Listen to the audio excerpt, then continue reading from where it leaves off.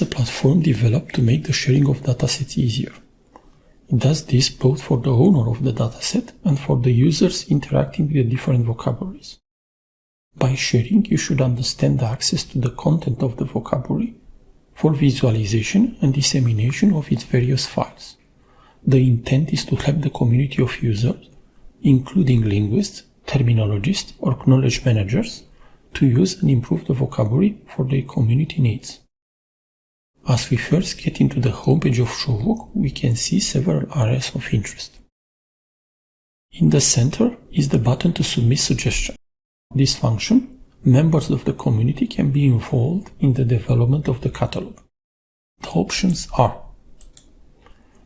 I can provide metadata about an existing resource found on the web, or the user can submit a dataset already existing in RDF format, or can submit a dataset existing in a different format like Excel that will need processing before being disseminated.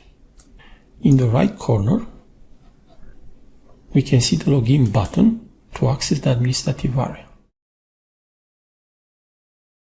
Project manager and administrators of the system will access this area in order to create and configure projects or set up the different functions.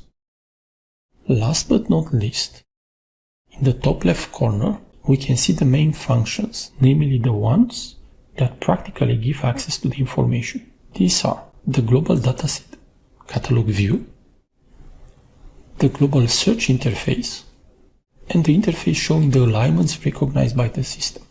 Going back to the catalog, we can see a list of datasets. Depending on the user preferences, this area can be configured to provide either the basic list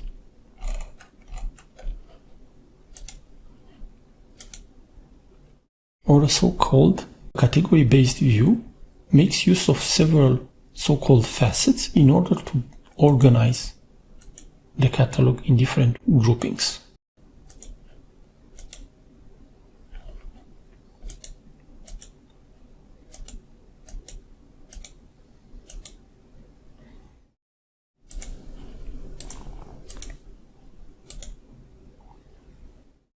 Either way, the list can get long, as you can see, and browsing it might not be efficient.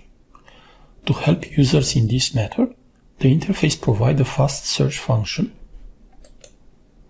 to retrieve vocabularies from the catalog based on their own names.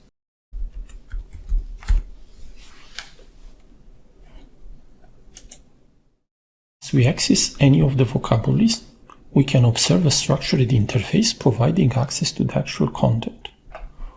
On the left, you can see a panel presenting a hierarchical view that allows one to navigate around the different terms of the vocabulary.